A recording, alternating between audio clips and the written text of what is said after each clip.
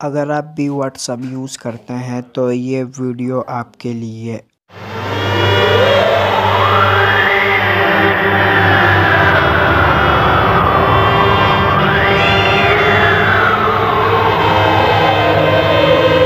अगर आप किसी से चैट करते हैं और उसे डिलीट करना चाहते हैं वन क्लिक में, तो इस वीडियो को लास्ट तक ज़रूर देखिएगा। जैसे कि अभी हम इधर कुछ चैट डिलीट करते हैं तो इसे इस तरह से क्लिक करना पड़ेगा। जितनी भी चैट होगी उन सबको इस तरह करके ऊपर ये डिलीट वाले ऑप्शन पे क्लिक करके डिलीट फॉर मी को करना पड़ेगा।